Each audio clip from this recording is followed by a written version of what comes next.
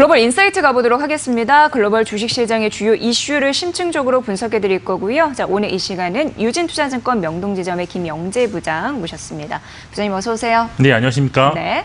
자, 오늘은 한 국가를 먼저 좀 살펴볼 텐데 왜냐하면 이 국가 같은 경우에는 10월 들어서 성적표가 꽤 괜찮았는데 9월엔 사실 안 좋았습니다. 어떻게 치고 올라간 건지 좀 봐드릴게요. 자, 우선 글로벌 증시 전반적으로 10월 성적표부터 좀 나왔나요? 이거부터 좀 분석해보죠. 네, 그렇습니다. 예. 그 10월 달은 글로벌 증시 전반적으로 상승했다고 볼 수가 있는데요. 예. MSCI 선진국 지수가 2.5% 상승하고 MSCI 신흥국 지수는 4.1% 상승을 했습니다.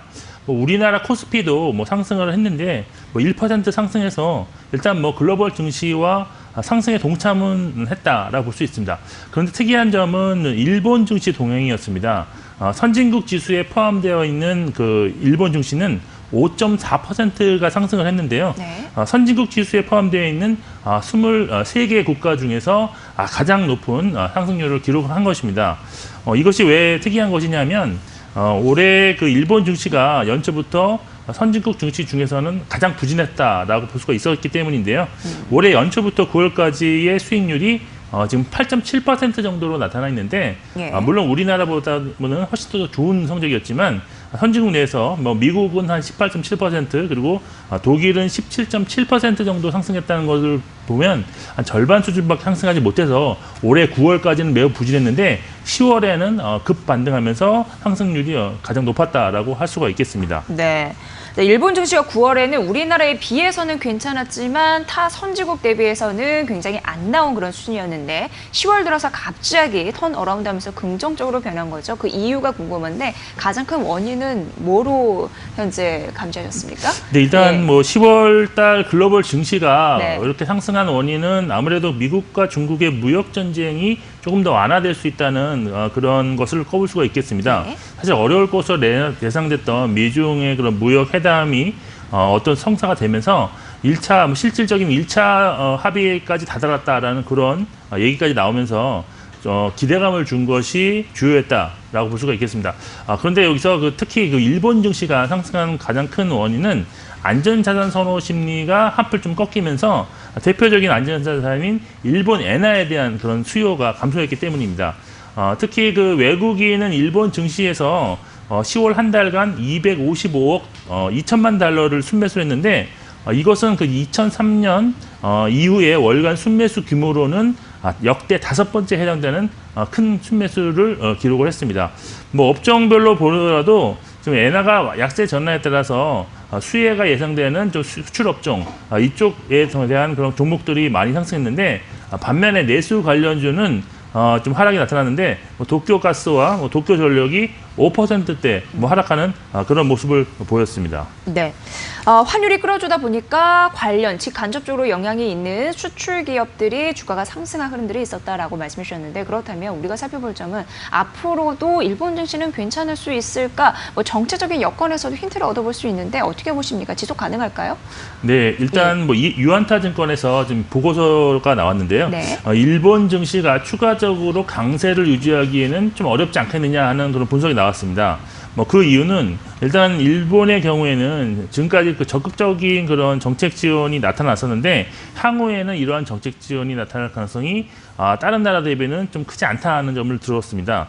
일본 사실 중앙은행은 2010년 지금 10월부터 현재까지 그 자산 매입 프로그램을 중단 없이 꾸준하게 지금 실시하고 있는데 여타 그 유로 중앙은행이나 미국 연준회 같은 경우에는 중간중간에 그 자산을 줄이면서 향후 시장 상황에 맞게 대응할 여지를 좀 마련을 했습니다. 그렇지만 일본 중앙은행은 그렇지 않고 지금까지 계속 자산 매입 프로그램을 진행하기 때문에 향후 그러한 여력이 남아있지 않을 가능성이 있다는 그런 분석입니다.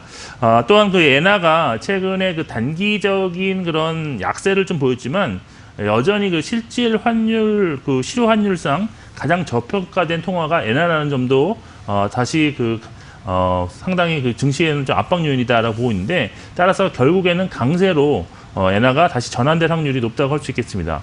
그리고 마지막으로 그 일본 정부가 지난 10월 달에 그 소비세를 인상을 했는데요.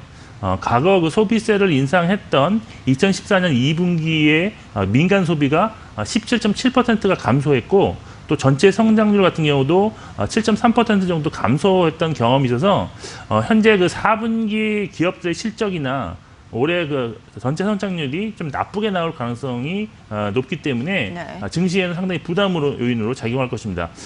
결국 이러한 것들을 뭐 종합해서 이렇게 보게 된다면 향후 글로벌 경기가 턴할 경우 신흥국으로의 그런 자금 유입이 좀 더 가속화될 수 있다. 이런 점을 볼 때 신흥국 증시로가의 좀 그 투자 매력도 더 높다. 따라서 향후에는 주목해야 될 증시는 신흥국이 아니겠느냐라고 판단을 해볼 수 있겠습니다. 네, 일본 같은 경우에는 지속적으로 좋을 가능성은 일단 한계에 부딪힐 가능성이 높다라고 하면서 신흥국 쪽으로 자금이 좀 유입되지 않겠느냐 이런 분석해 주셨으니까 그 자금의 방향성 잘 또 참고해 보시면 될 것 같네요. 자, 두 번째 이슈로 가보면 11월, 12월 소비 시즌입니다. 뭐 앞서서 말씀드린 대로 중국 같은 경우에는 광고주 오픈 이후에 또 신기록을 깨기도 했는데 미국 블랙 프라이데이 같은 경우에는 작년 대비해서는 괜찮을런지 이게 또 궁금해지거든요. 어떻게 보십니까? 네, 그렇습니다. 예. 지난 시간에 제가 광고주에 대해 설명해 드렸는데 네. 오늘은 미국 블랙 프라이데이에 대해서 좀 설명을 해드리겠습니다. 예. 아시다시피 미국 추수감사절 시즌 다음 날 시작되는데 이번 연에는 그 11월 넷째 주, 그러니까 다음 주 목요일 다음 날, 다음 주 금요일부터 시작되는 대규모 할인 행사가 블랙 프라이데이라고 할 수가 있겠습니다. 뭐 최근에는 뭐 추수감사절부터 할인을 시작하는 경향이 있는데요. 네. 그 다음 주 월요일인 사이버 먼데이까지 5일간 온라인과 오프라인을 통해서 대규모 할인 행사가 진행되게 되는 것입니다. 지난해에는 사실 예상보다는 매출액 증가가 좀 저조했다라고 볼 수가 있겠는데 그 원인을 좀 살펴보니까 미국 정치권 대립으로 연방정부 셧다운과 그 주가지수 하락 그리고 무엇보다도 미국 연준이 금리를 4번에 걸쳐서 인상을 하면서 소비가 좀 활성화되지 못했다라고 할 수가 있겠습니다. 그래서 이제 지난해 1인당 소비 금액이 지금 313달러로 좀 나와 있는데요. 2017년 336달러에서 감소한 것입니다. 여기에 전체 매출액은 2.1% 정도 증가에 그쳤는데 이것은 2010년 이후 연평균 매출액 증가율인 3.8%를 역시 하회한 좀 부진한 성적이었다라고 할 수 있겠습니다. 그렇지만 올해 같은 경우에는 좀 더 개선되지 않겠느냐라고 보고 있는데 매출 증가율이 평균 이상으로 일단 증가할 것으로 전망되고 있습니다. 지금 뭐 전미소매협회가 이러한 그 블랙 프라이데이 시즌에 대한 그 포캐스팅, 그러니까 전망치를 발표하고 있는데 네. 올해 같은 경우는 지난해보다 약 4% 증가한 7,300억 달러 정도로 전망을 하고 있습니다. 이는 지금 미국 시장의 그런 주식시장이 상당히 연중 최고점을 경신하고 있는 상황이고요.